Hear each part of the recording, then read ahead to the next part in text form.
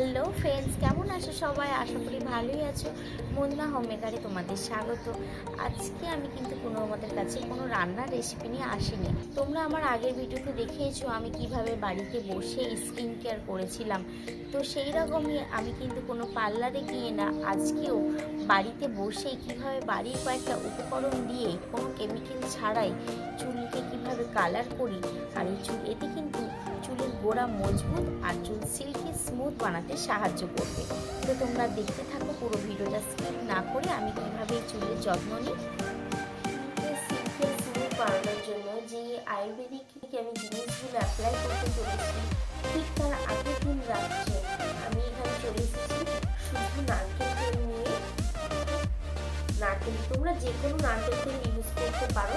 এখানে নারকেল তেলটা দেখেছো কতটা গাঢ় হয়ে গেছে, কারণ এটা শীতকালের জন্য তেলটা অনেকটাই গাঢ় হয়ে গেছে। আর এই বোতলে ভরা দেখতে পাচ্ছি এটাও আমি বাড়িতেই তৈরি করা তেল। এই তেলের রেসিপিটাও তোমাদেরকে একদিন দেখাবো। তো আমি চকচকে করে তেল মেখে নিচ্ছি মাথার মধ্যে।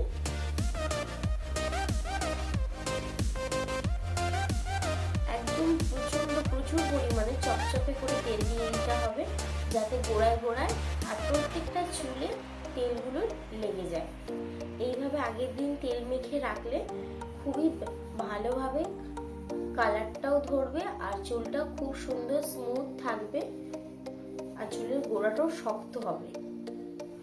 The next day চুলে আমার অ্যাপ্লাই করার জন্য এখানে লাগছে দেখো, একটা গোটা আমি বিট নিয়ে নিয়েছি, আর এদিকে দুটো ডিম নিয়েছি। যেহেতু আমার বড় চুল সেই জন্য দুটো ডিম লাগবে।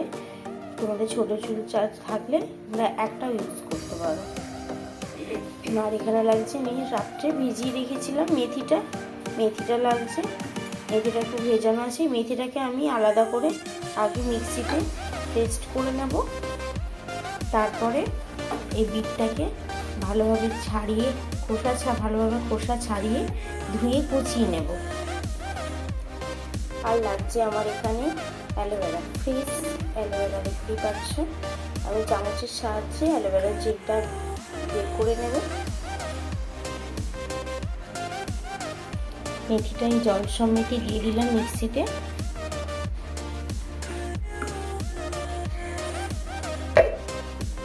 মেথিটা পেস্ট করার পর এখানে বিটটাকে আমি ছোট ছোট করে কুচিয়ে নিয়েছি, বিটটাকেও পেস্ট করে নেব।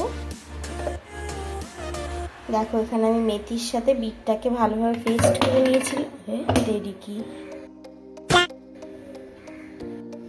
এখানে আমি মেথির সাথে বিটটাকেও পেস্ট করে নিয়েছিলাম।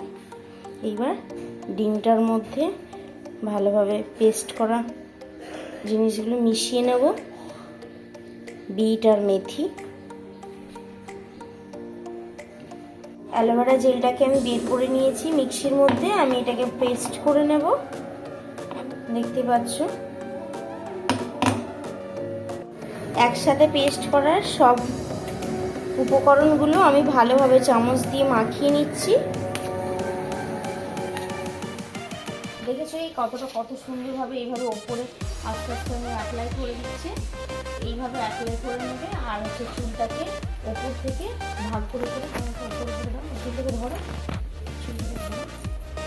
একটা চুল ধরো আর ওইভাবে টেনে দাও। এইভাবে দেখো চুলটাকে ধরে আস্তে আস্তে ওপরে দিয়ে ভেতরে প্রথমে লাগিয়ে দেবে, তারপরে ওপরগুলোকে দিতে হবে যাতে কালারটা ভালো আসে। এইভাবে পুরো চুলটাই মাখিয়ে নেব। দেখো এইভাবে পুরো চুলটাতে আমি দিয়ে দিয়েছি, দেখতেই পাচ্ছ। তো এইভাবে শুকনো হওয়া অবধি কিছুক্ষণ থাকবে, কিছু ঘন্টা থাকবে। ঠিক একটু হালকা শুকিয়ে গেলে আমি চুলটাকে ধুয়ে তোমাদেরকে দেখাচ্ছি। এই অবস্থাতেই আমি এখন 3-4 ঘন্টা থাকবো। যত ঘন্টা থাকবে তত ভালো হবে, কারণ যত দেরি করে চুলটা ধোয়া হবে শুকিয়ে যাবে চুলটা অনেকটাই, দেখেছো তো। চুল ধোয়ার পর দেখাচ্ছি। তো দেখো আমি চুলটা পরিষ্কার করে ধুয়ে চলে এসেছি এখন ছাদের মধ্যে, একটু যাতে হালকা শুকিয়ে যায়। তো কতটা সিল্কি আর স্মুথ হয়েছে দেখো, খুব সিল্কি হয়েছে, মানে খুবই ভালো হয়েছে। দেখতেই পাচ্ছ কতটা সফট লাগছে আর কতটা মাথাটা হালকা লাগছে। কালারটাও জাস্ট ফুটেছে দেখো, পুরো বিটের কালার। কালারই মতোই লাগছে হালকা, কারণ কদিন ধরে তো রোদ হচ্ছে না। রোদটা হলে আরও ভালো হতো জিনিসটা, আরও পুরো বিটের কালারটা খুবই খুলতো। তো যথেষ্টই কালারটা হয়েছে। তো দেখতেই পাচ্ছ, তো আমি পুজোর জন্য কিভাবে প্রিপারেশন নিলাম, চুলের কীভাবে যত্ন নিলাম। তোমরাও যদি কোনো অকেশন বা কোনো পুজোর জন্য এইভাবে চুলের যত্ন নিতে চাও, তাহলে পুরো ভিডিওটা স্কিপ না করে দেখতে থাকো। তোমরাও এইভাবে বাড়িতে বানিয়ে নিতে পারবে আশা করি। আজকের ভিডিওটা আমাকে এখানেই শেষ করতে হবে। যদি আজকের ভিডিওটা ভালো লেগে থাকে তাহলে লাইক কমেন্ট শেয়ার করে দিও, আর তার সাথে সাবস্ক্রাইব কিন্তু করতে ভুলো না। আজকের মতো টাটা।